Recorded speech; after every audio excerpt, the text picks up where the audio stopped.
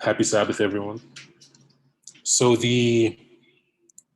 I guess the challenge of today with these Sabbath studies is, you know, uh, trying to find a topic that can be uh, done justice, I guess, in the course of a single study, because most of the topics and the material that we're handling, they tend to be big thoughts which tend to take a handful of presentations to really do justice, right?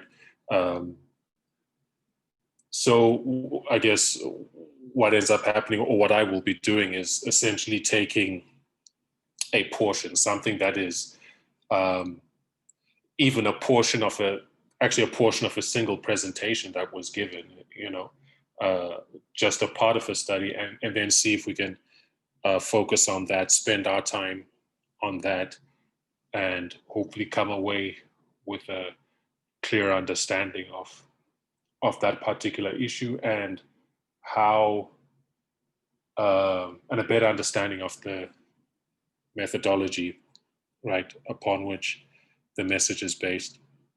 So Aldates gave a series in France, and over the course of, I think it's 2 weeks ago now, and over the course of last weekend, as you heard, with the brethren in Ontario, and over the course of 2 days, we're able to cover a lot of the concepts that were shared at that camp meeting by her.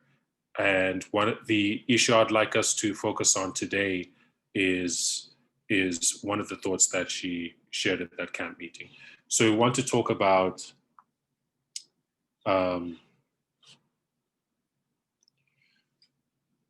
the nature of Waymarks.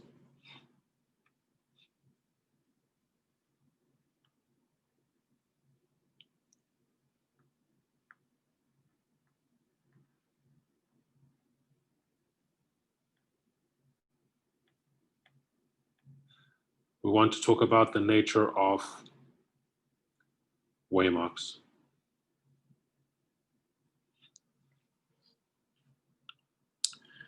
I will alternate the screen that I'm sharing from the whiteboard to the notes that are in front of me. But we need a better understanding of the nature of Waymarks, was the point that she was making, right? Why do we need a better understanding of the nature of Waymarks? Before I continue with that question, I'll just ask that I guess either Katya or Sakai, the co-hosts, please just keep an eye on the participants in case someone wants to enter the room. That you can let them in when a notification comes up. Okay, so we need a better understanding of the nature of Waymarks. Why is it important to understand the nature of Waymarks? Because when a shaking happens, when a turning point is reached, when a crisis is arrived at, and it plays out, and it's now in the rear view mirror, right? It's important to do a post-mortem. It's important to go back and understand what went wrong, because those lessons will be protective, right? Protective of you going forward. Of course, there are things that you need to know before the crisis happens, and things that you need to do before the crisis is arrived at, to ensure that you can navigate that crisis successfully. But that work of review, looking back and understanding just what happened, that's also important. It's also protective, offers a level of protection against future developments of the same nature. It can be maybe different subject matter, but fundamentally of the same nature. And when we look back, one of the key issues was many people did not understand the nature of a waymark. they do not understand the nature of a waymark. But if we may state this differently, and because they don't understand the nature of a waymark, they did not understand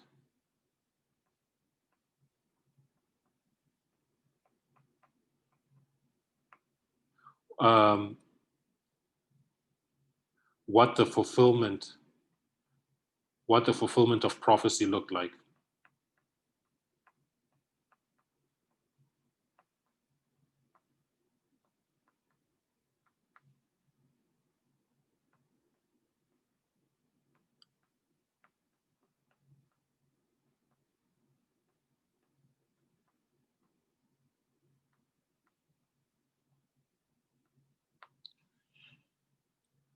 And of course, what was the result of their not understanding what the fulfillment of prophecy looks like? Right? They eventually came to reject light.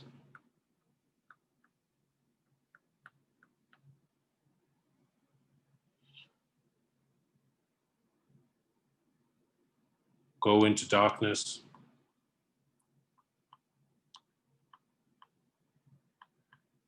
Right? They fell off the path. Right? So as we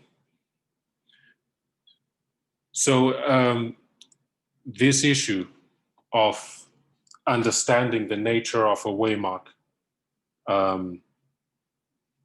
it takes on special significance for us now, right?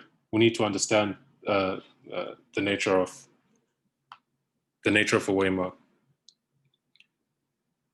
That's what, and clarifying the nature of these waymarks, it helps us to understand what the fulfillment of prophecy looks like, and it will help us to recognize and receive the advancing light rather than reject it and fall off the path to the wicked world below, if we use the language of Ellen White's vision of the path. So when we look at some of the developments of our understanding of waymarks that have come through the Midnight Cry, right? There's this concept of threading that was opened up to us, right? This idea of threading a waymark through, and the best way to understand this is to contrast it with how we approached waymarks prior to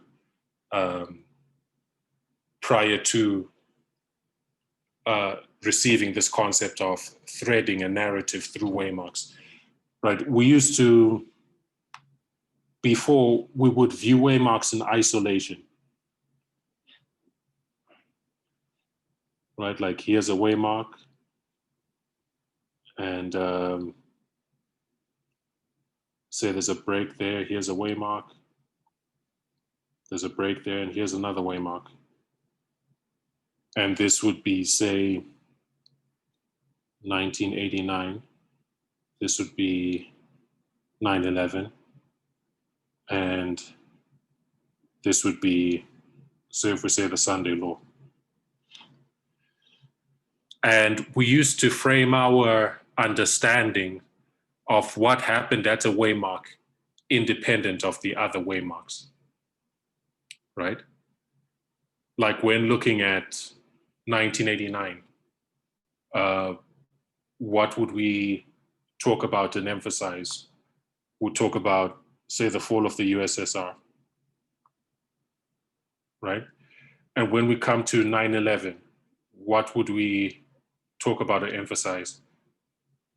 It would say Islam, or the restraint of Islam, as we framed it then, right? And when we talk about the Sunday law, what was the focus or emphasis? Here would say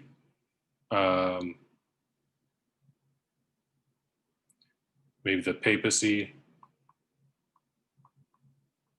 and the work of the false prophet, the United States, right? And we had this, I guess, what I'll call a siloed approach.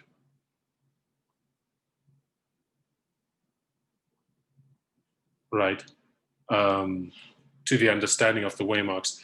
But what Elder Tess introduced was this idea of threading a narrative through the Waymarks, identifying a thread and carrying it through from one Waymark to the next. This is protective, right? It protects us from coming to unsound conclusions about what is happening with a particular symbol or subject at a given Waymark. So it's framed like this, right? You have a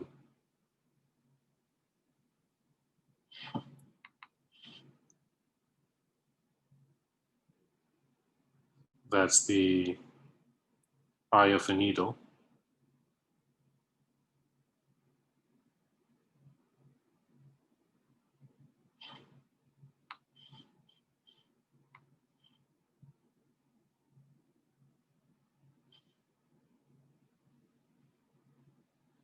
Okay.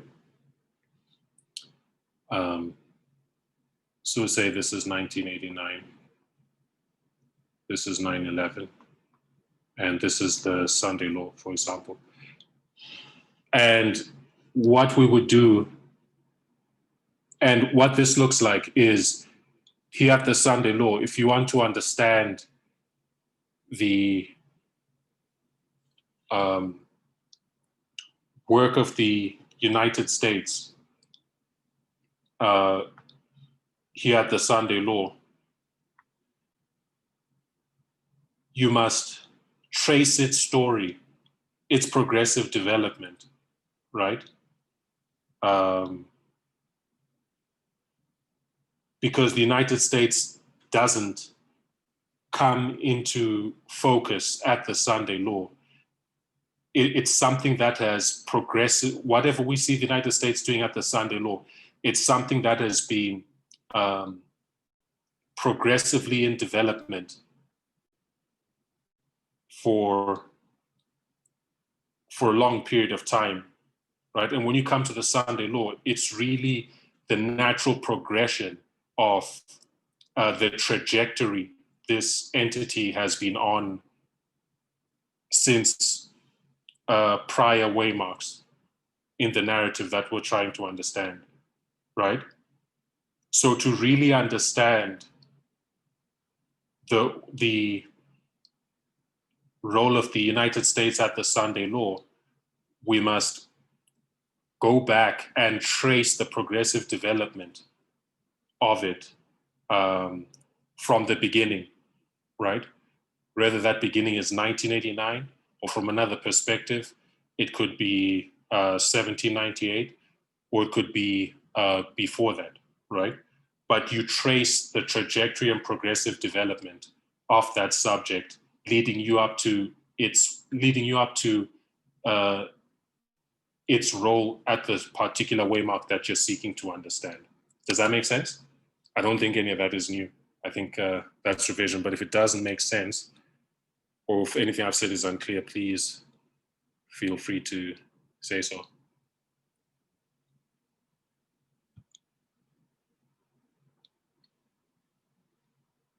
Right, and it's the same thing with Islam. We don't just see Islam at 9/11. Right, if you want to understand what it is doing at 9/11, you need to go back and study its history, its progressive development, right? From prior to 9/11, from 1989, right? Prior to 1989. Then you see that, yeah, that way you can understand its role at 9/11 in context. And again, that protects you from coming to conclusions about what this subject looks like and what it's doing at a given Waymark that are not sound.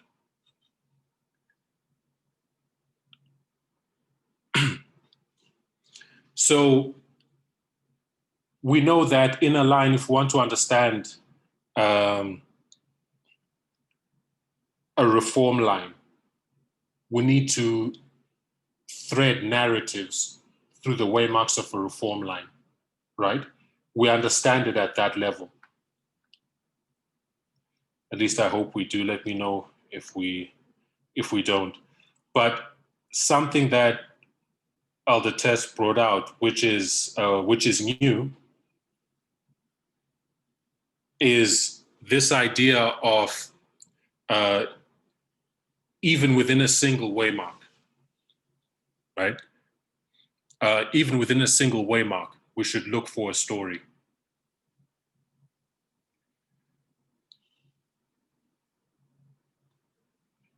We know with the waymarks of our reform line, 1989, 9/11, Sunday law, close of probation, second coming, or even if we fractalize that to the line of the priests, we understand threading through a narrative at that level, right? This requires an understanding of something that can't be gotten around. Maybe this is a side issue, but it's a point worth making.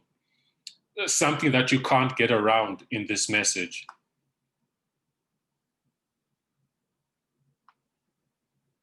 Sorry, I'll just make a note here that this is not what we don't want to do.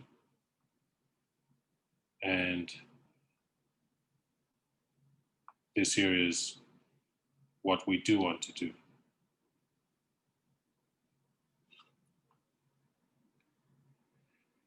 Something that we can't get around, because if you're going to do this, if you're going to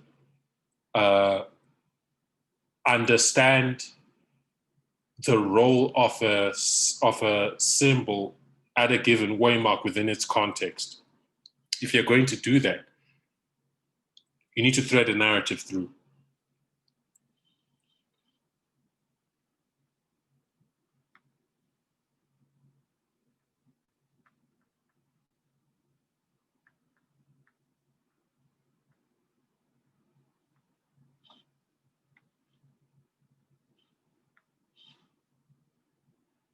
You need to thread a narrative.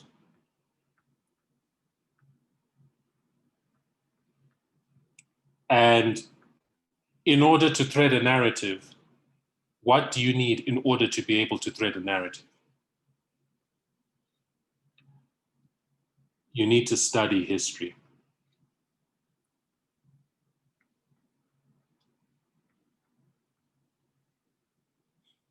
Right? You need a knowledge of history, right? In order to do this work, there is no getting around this fact, right? Because in the previous dispensation, you could get by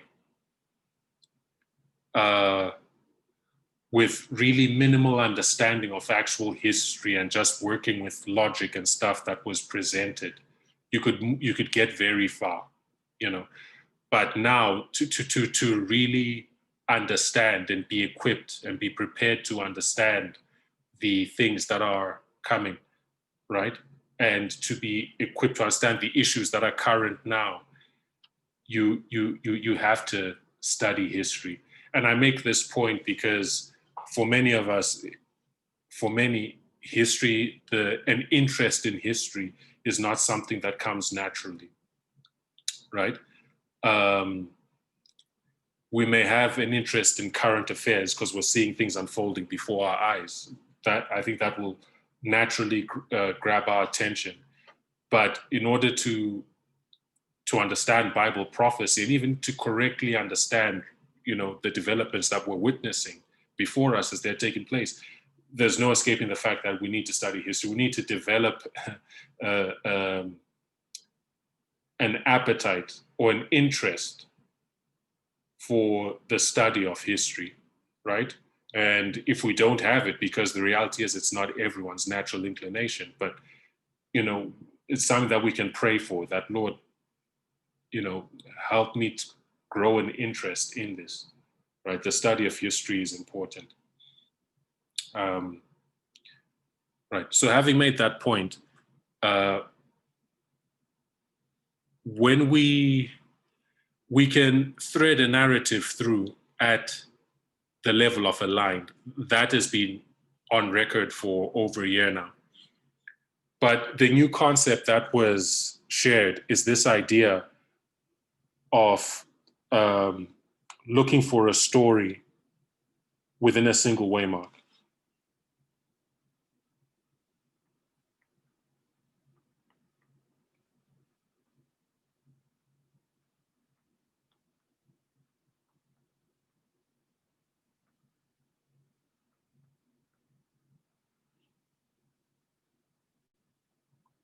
We should look for a story.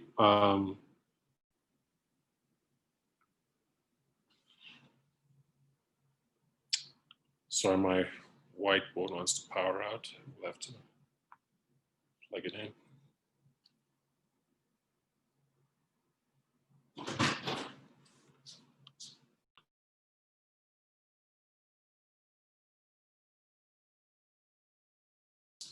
Just give me a second.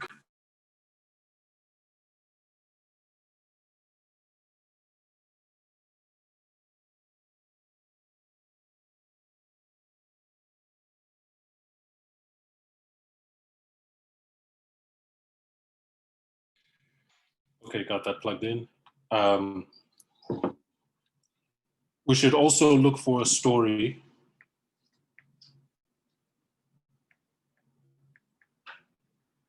within a single waymark.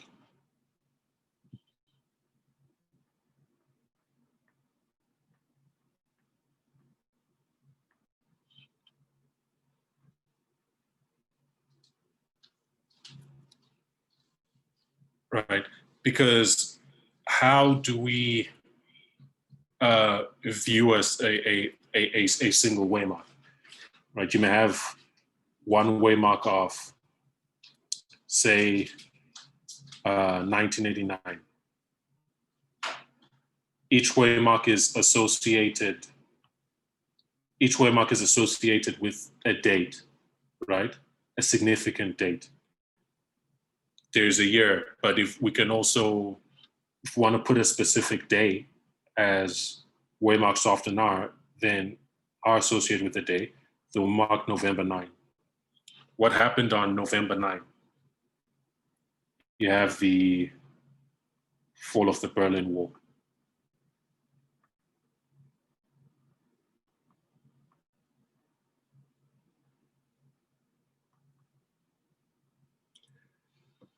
So you can attach a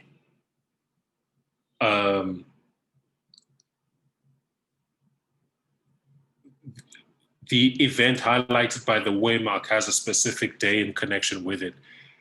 But even if you look at the fall of the Berlin Wall on November 9, right, it did not happen in a vacuum.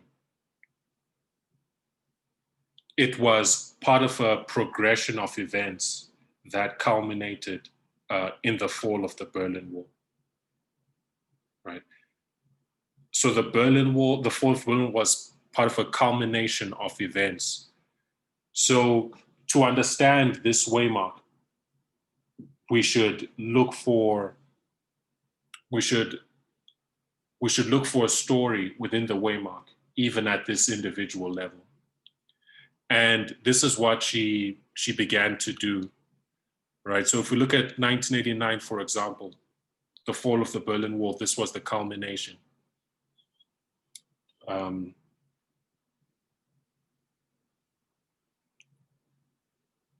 Let me do this again. So we have the waymark with the year 1989.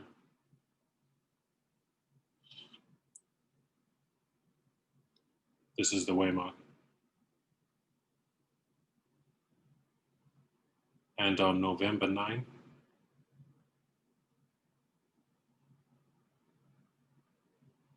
you have the Berlin Wall falling.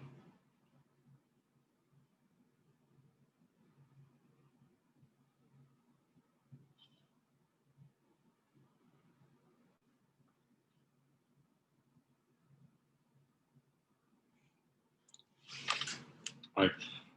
But as we look at the history, as I've said, the fall of the Berlin Wall did not happen in a vacuum. It was part of a progressive chain of events. It was part of a story, right? And again, in order to be able to do this, it's something that's becoming more and more clear to me that we need to cultivate that interest in history, you know, both recent and ancient, right? To be able to identify these stories, these narratives. Um, so I've been talking for a long time. There hasn't been a single contribution up to this point. So I'll ask us if anyone saw those studies, or if anyone has, I guess, a knowledge of the history. If you identify the fall of the Berlin Wall as a culmination, what was the event that sort of, what was the first domino that dropped to lead to the collapse of the entire structure, if I may frame it that way? Can anyone say?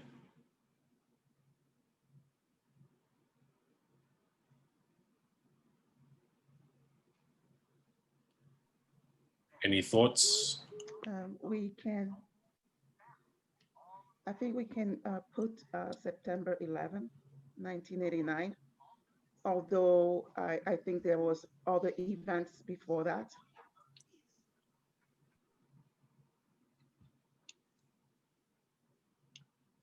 Correct, right? So we can mark September 11. There were many events, I guess, in 1989, dealing with this conflict between the Soviet Union and the United States, between the King of the North and the King of the South. There are many prophetic events in 1989, events of prophetic significance.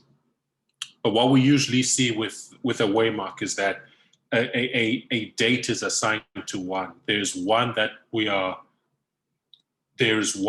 is identified as the point of emphasis that prophecy is seeking to draw our attention to.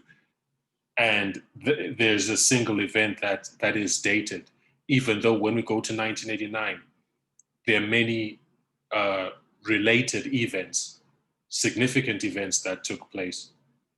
So the event that we are directed to um, by the prophetic narrative in 1989, right, at the time of the end, is the fall of the Berlin Wall, right, as marking the beginning of the fall of the USSR. But even when we look at this event, the fall of the Berlin Wall, it was itself uh, triggered by another event, if I may frame it that way.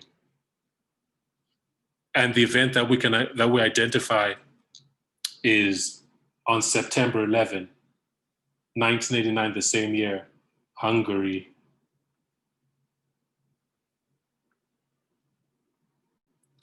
opened its borders.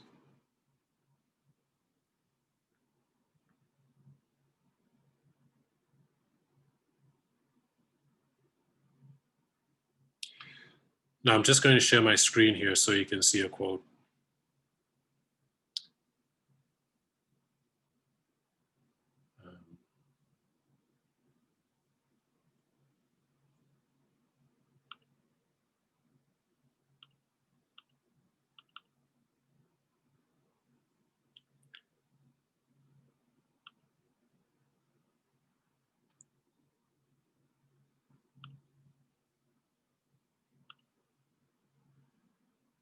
Right. On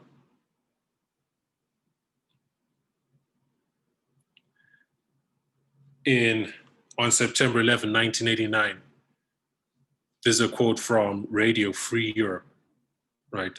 That's the website there. And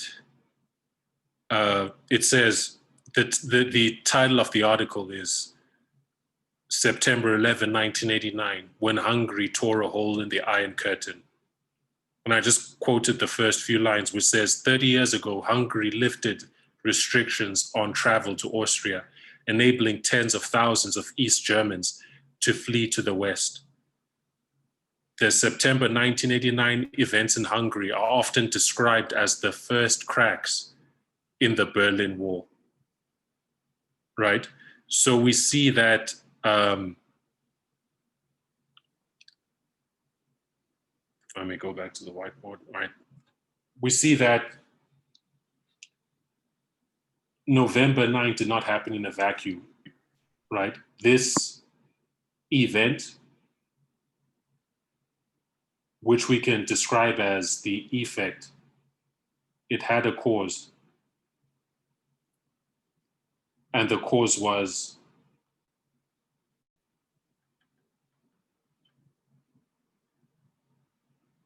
Hungary opening its borders on September 11. Right, so there's a cause and effect relationship between what we see happening on November 9, which is the event brought into focus by the Waymark, right? But we see it had a cause. There's a story that we can paint, that we can lay out of, Hungary opens its borders and how this was like the first domino dropping, which eventually led to November 9, 1989. So this is important. It's important because we understand that what we're looking for when we understand the Waymark is not the event of a single day, right? Yes, it's when we lay out a Waymark, a single date is identified. And I guess you can see the wisdom in that, in keeping things simple so we can look at the big picture of something. If you need to see the big picture, you just lay down a single date, right? So it does not become too much information. So you don't take in too much information, which then crowds out the bigger picture, which needs to be understood, right? So as it is laid out in a line, a single date can be identified like this. But what we need to understand is that the fulfillment of the prophecy identified at that Waymark, even within that single Waymark, we must look for a story. And what we see here with the fall of the Berlin Wall is this cause-effect relationship, this story of, Hungary starting off what culminated in the event we identified. So I realized, because what I'd hoped to do is that I see that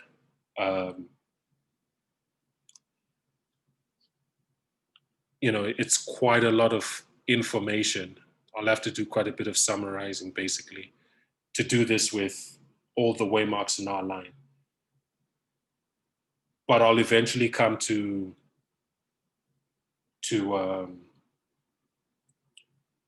make, I guess, a specific point about why we need to recognize this, why we need to start doing this, right? What's another thing? Another thing about this approach to things, looking for a story within a single Waymark, is that it calls our attention to more closely investigate, to more closely study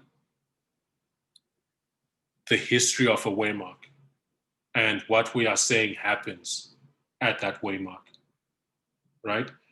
So it's part of this broader trend that we've seen with parable methodology of calling us to slow down and take time and to be more penetrating and diligent in our study and reading in order to come to an understanding of what a given Waymark is actually teaching.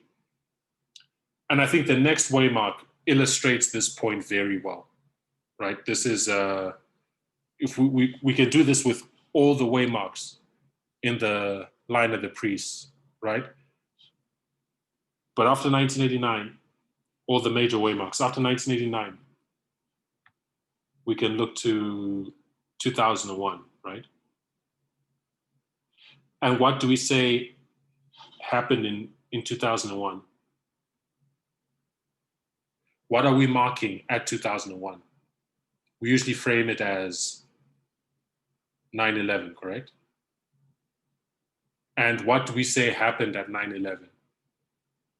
Islam was restrained. Yeah, we say Islam was restrained.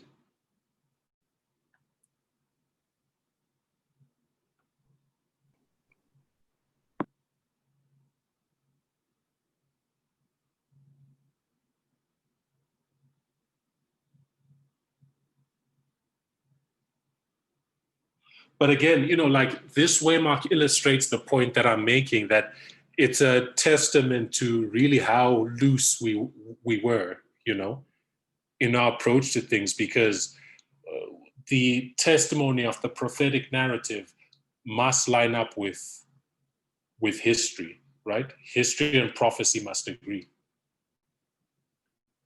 right? History and prophecy must agree. That's Miller's rule, right? So, but when we look at 9/11 and we say Islam was restrained, was Islam actually restrained on 9/11? And just a simple look at the history, a simple look at what happened and how things played out, a simple answer to that would be no, right? How was Islam restrained at 9/11? In fact, it wasn't restrained. If any, 9/11 was their victory. It was their celebration, They struck the United States in a way that it hadn't been struck since Pearl Harbor, right? So 9/11, so you can imagine, coming to someone who is, read and thinking about it, and, a critical thinker, and you tell them 9/11 Islam was restrained, and they'll just look and say, no, but how? You get it? Islam was not restrained at 9/11, right? At 9/11, the Twin Towers were struck. This was a high point. It was a victory for the radical Islamists.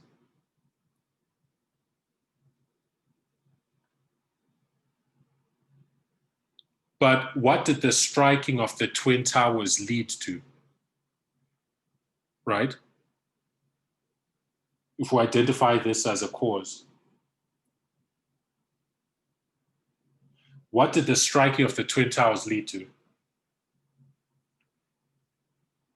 It led George Bush to launch the war on terror.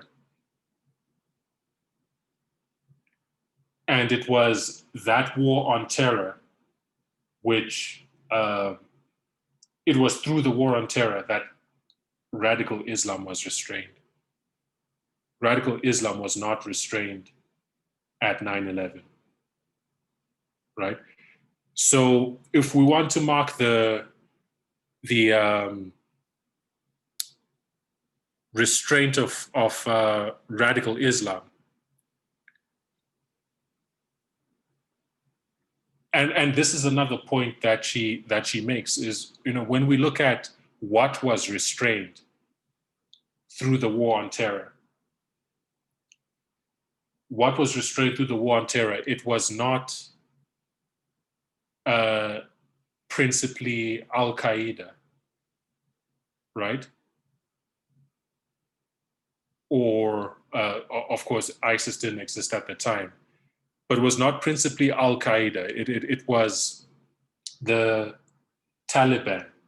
And who were the Taliban? They were the government of Afghanistan. The Taliban were the government of Afghanistan. So she makes the point that what was restrained was a government, right? A national government. And we also looked at 1840. When we looked at 1840, what was restrained in 1840? It was Turkey. It was a nation and a government. It wasn't an organization, right? It was a government. It was a nation. So the point being that, when we look at Islam, our focus should be more so on the Islamic nations. Our focus should be on Saudi Arabia, right? Which is the largest sponsor of state terrorism in the world and the home of Wahhabism, right? Of which all these groups, mostly Al-Qaeda, ISIS, Al-Shabaab in Nigeria, and all these other groups, Al-Shabaab in Somalia, and the one in Nigeria, the names escape, they're all Wahhabi groups, and Saudi Arabia is the seat of Wahhabism. Or Iran, we should be looking at Iran, that our focus should be more on these nations and not these groups, right? When we think of the role and the work of radical Islam. So that requires us to keep an eye on what's going on in the Islamic world in terms of current affairs. It requires us to begin to dig up, watch those documentaries and understand the history of these nations, leading us up to the present, right? So that point being made, the Twin Towers are struck. That is the cause. And this led to the War on Terror. And through this War on Terror, the Taliban was overthrown. The government of Afghanistan was overthrown. And it was overthrown on November 9, 2001, at a battle at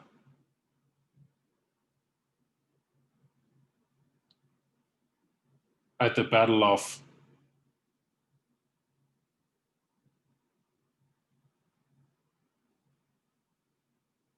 Mazar-e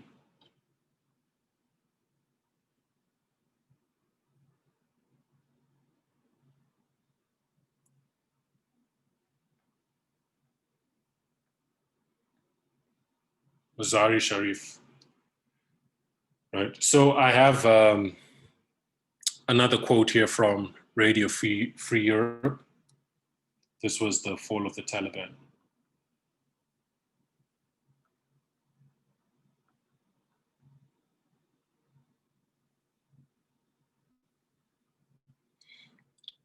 This was the fall of the Taliban government. And I'll read this quote. It's also from Radio Free Europe, as I said. And it reads as follows.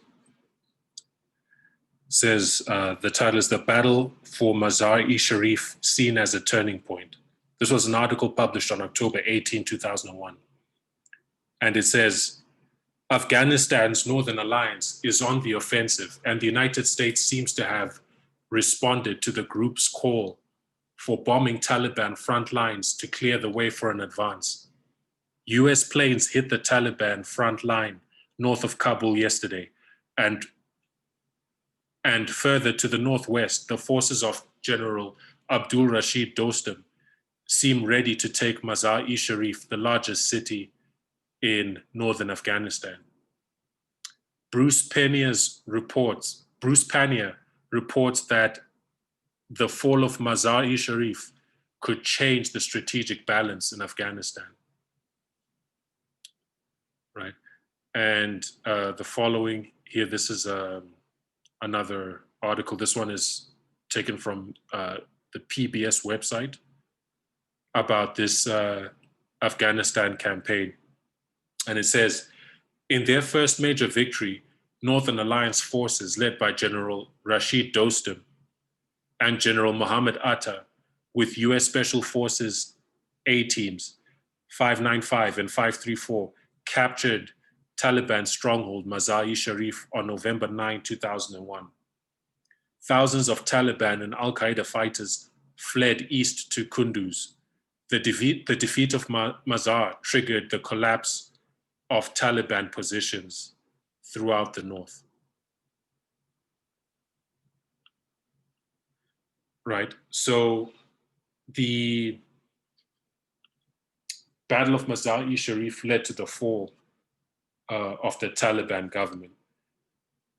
Right, so the Twin Towers were struck. That was the cause of the war on terror, and the effect of the war on terror was the fall of the Taliban government. Right. So again, with this waymark of 9/11, we see a story within the waymark itself. Although we identify 9/11, right? In order to understand the waymark, we must we must look for a story within it, right? And we thus come to a clear understanding of what this waymark is actually teaching. We see this cause and effect relationship, of which the event that we mark as the at 9/11 did not happen at 9/11 at all, right? It happened in November, right? The restraint of Islam. Now, these little clarifications, they're important because we may say, okay, yeah, it's clearer, it's more sound, it makes more sense. But you realize that people have different minds. People have different minds, and different people have different hangups. Something that you struggle with, the next person may have no issue with at all. Whereas something that you have no issue with at all, you just kind of accept it and keep it going. Someone can get hung up on that and genuinely really struggle with it, right? And some people have struggled with this point of, and for most of us, it wasn't an issue. But some people did struggle with it. They wrestled with it. The issue of, how is it that we say Islam was restrained at 9/11? That didn't happen at 9/11, right? And it becomes a real issue that, but how does that sound? The history and what you're saying, it just doesn't line up. But now through these clarifications, Elder Thibault, it reminds a little of Elder. Go ahead, Debbie. One verse, everything to be within one verse. And the hidden information, the parable, hidden. And it's the same with the waymark. And that's true, right? This idea, just to repeat what you're saying is that within 90% of the information that we need is within that verse. We don't need to go outside. If we mine that verse for all it's worth, a lot of the time we'll get our answers right there, right? And I guess the same principle is being brought to the waymarks, that we need to look at these waymarks more closely. Because in the sort of broad brush, superficial approach that we've taken, God is really preparing us to speak to the world, right? And you can think, speaking to someone Adventist or even someone in the world, and you say Islam was restrained at 9/11. Well, no, there are lots of people for whom that just won't jive, it won't gel. You may have accepted it by faith because you have a background of previous information that's been presented to you enough to where you trust, based on the previous information you've received. This message is true, so you trust, you don't scrutinize.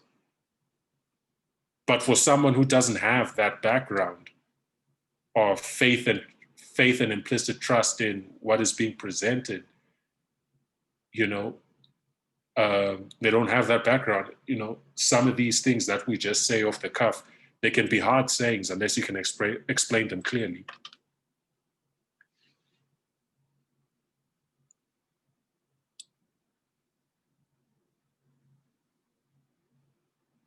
Okay, so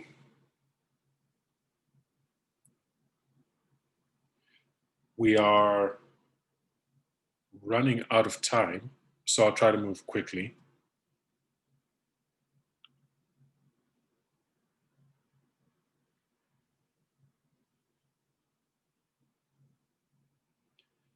Right, so what we've done here with 1989 and 9/11, we can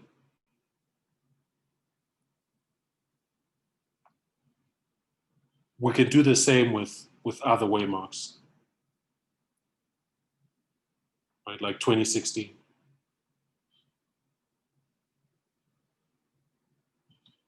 Sorry, I'll give more space.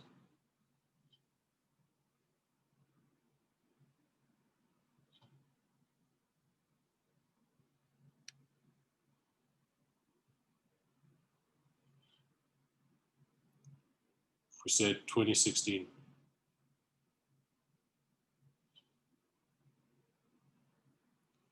What do we mark in 2016? We mark the election of Donald Trump. Right? Is there a story that we can identify there? Trump's rise to the presidency? Yes, right? So 2016, Trump is elected. When did he win the election? He won the election on November 9. So why are you marking this? It's not a major waymark. Well, it's not a major waymark, but still, you know, with all the waymarks, maybe I said major waymark, true, yes, correct. But if it applies to the major waymarks, it should apply for all the other waymarks also, should it not? Where you're looking for a story within the waymark and not looking at the date, the specific date that you're identifying in a vacuum.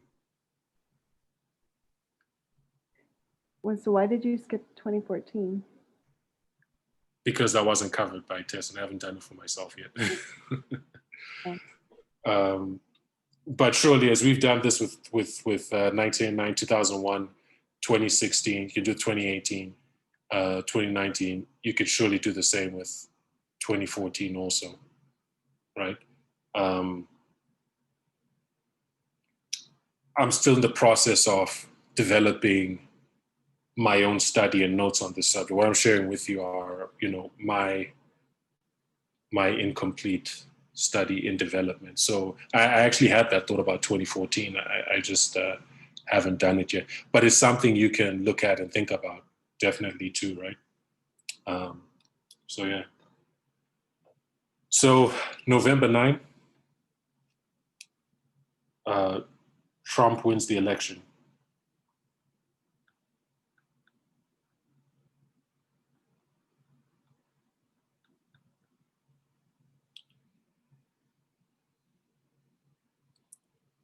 But is he president by virtue of winning the election?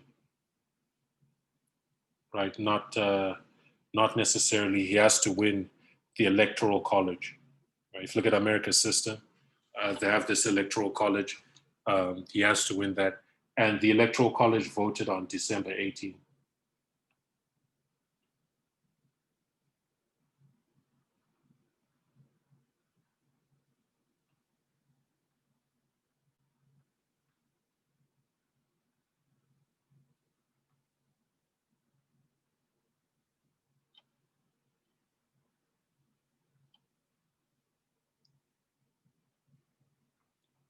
The electoral college votes him in.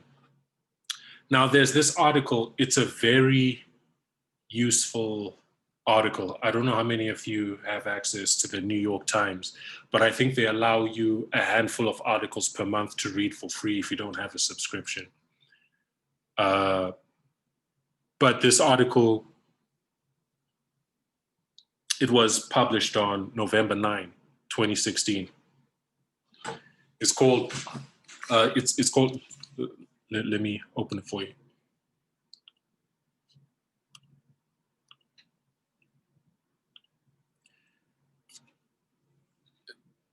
The title is Donald Trump is elected president in stunning repudiation of the establishment. Right, and I just got the first two paragraphs. It says, Donald Trump was elected the 45th president of the United States on Tuesday in a stunning culmination of an explosive, populist, and polarizing campaign that took relentless aim at the institutions and long-held ideas of American democracy. The surprise outcome, defying late polls that showed Hillary Clinton with a modest but persistent edge, threatened convulsions throughout the country and the world, where skeptics had watched with alarm as Mr. Trump's unvarnished overtures to disillusion voters took hold. Sorry, this isn't the actual one I wanted to read. The one I want to read is this next one. It's also from the New York Times. And the title is, The Electoral College Meets Monday. Here's what to expect. It says, on Monday, 538 people will meet to determine who will be the next president. These meetings of the Electoral College, convened in every state and the District of Columbia just shy of 6 weeks after Election Day, have long been little more than a formality. But the victory of President-elect Donald J. Trump, who lost the popular vote, but is still projected to win the most electoral votes, has thrust the Electoral College into the spotlight once more.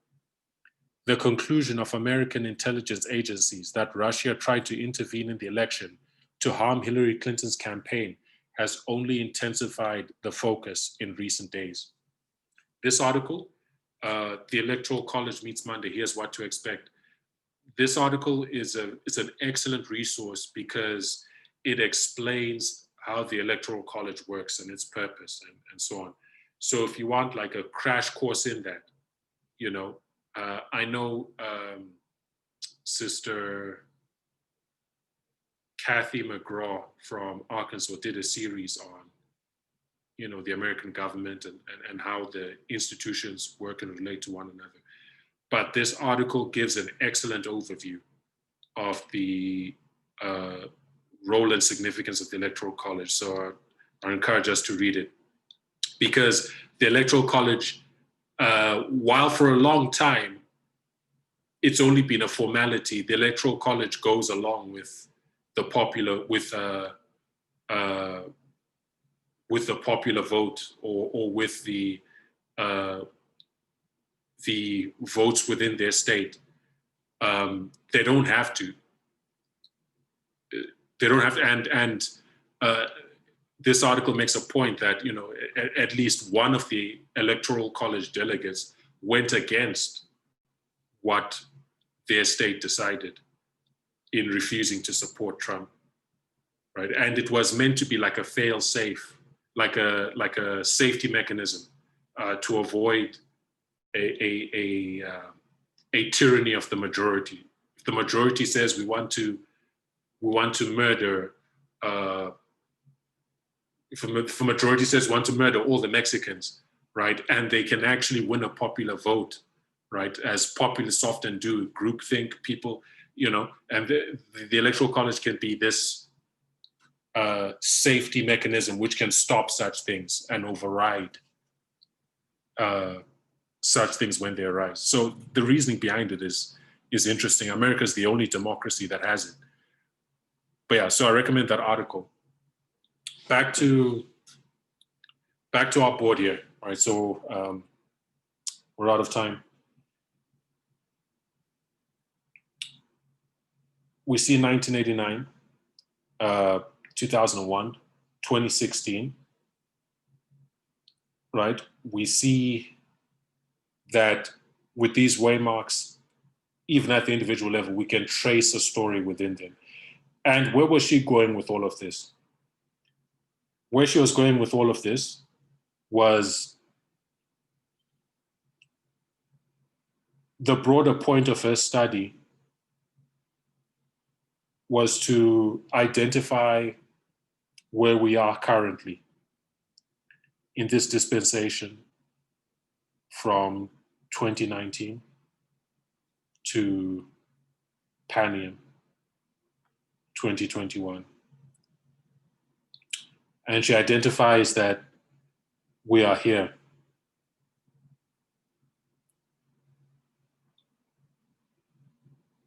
We are past the increase of knowledge. The date identified here is May 25.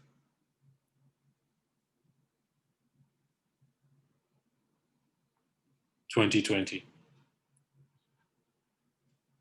And we are approaching the formalization.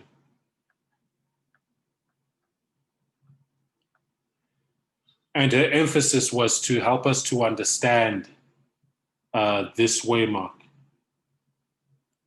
We need to understand this waymark, this history that we've just been through, right? The history of our increase of knowledge. And in order to understand it, we needed this background about the nature of waymarks, because this waymark of the increase of knowledge, May 25, 2020, again, as with other waymarks, there's a specific date attached to it, but we should also trace the story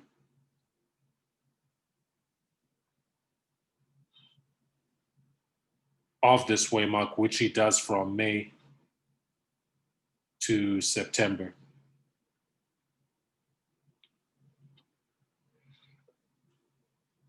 This is beyond the scope of what we are going to cover now, or of what this is beyond scope of, I guess, our time together. We did spend a lot of time on it last weekend, which was good. It was a blessing, right? But as we need to understand this waymark that we've just been through, and we are also going to have to understand the waymark that we are approaching as not a single event, but a progression, right?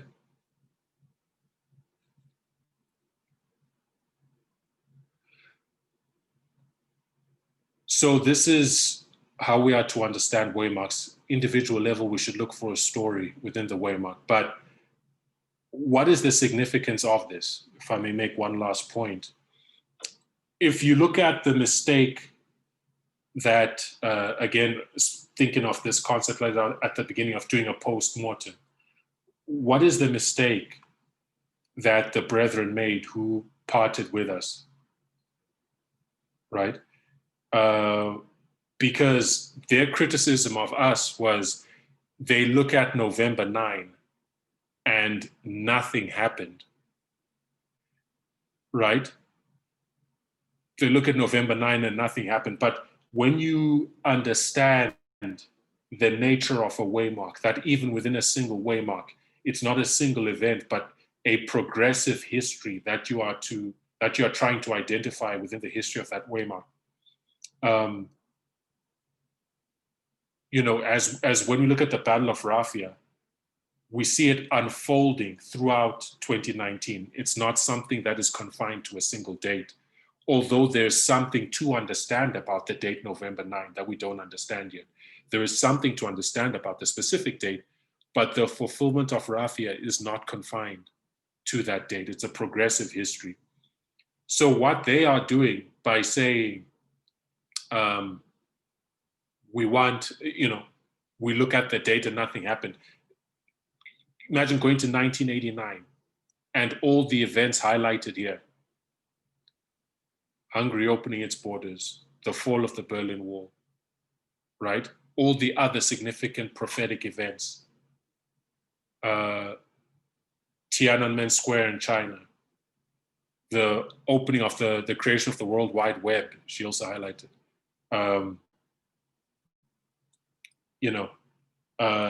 The dissolution of the moral majority, right? All these other prophetic events. It's what they're doing is effectively taking them and squishing them into one day, expecting for them all to be seen within the confines of one day. that's the reasoning they're applying to November 9, and that's it shows a deficient understanding of Waymarks, what the actual fulfillment of a Waymark looks like, which sets you up for failure. It sets you up to reject light and to fall into darkness, into the wicked world below. Right? But this understanding has opened up to help us to understand not only this Waymark that we've just passed, but to understand where we are going and how we can identify that history and recognize it, right? And not set ourselves up to reject light.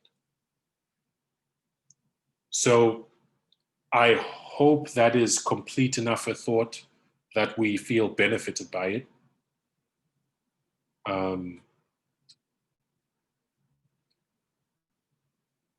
just read the notes. Katia says, we used to use the statement of George Bush to explain the restraint. Either you are with us or against us. But when looking closely, the statement was given on November 6, 2001. Right? That's a key point. That's an important point, because it's not like he gave that statement at 9/11.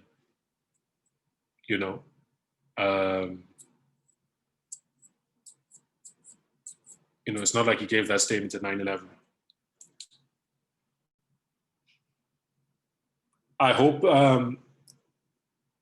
this is complete enough a thought that we've come away with things that we feel benefited by, and that we can keep in mind, and that will guide us as we seek to better understand the message and better understand the methodology, and to understand what Waymarks look like, right? So we can avoid the mistakes of the last dispensation in this time that we're in. So if there aren't any questions or closing points,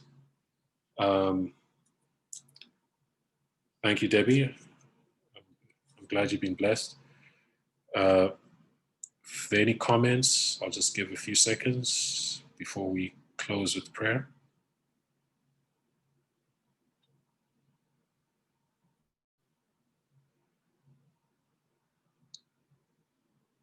No?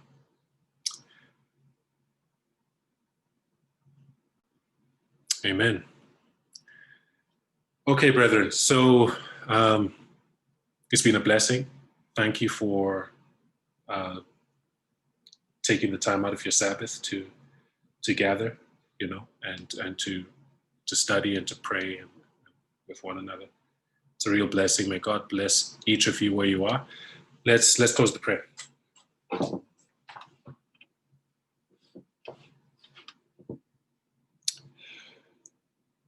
Father in heaven, we thank you for your word.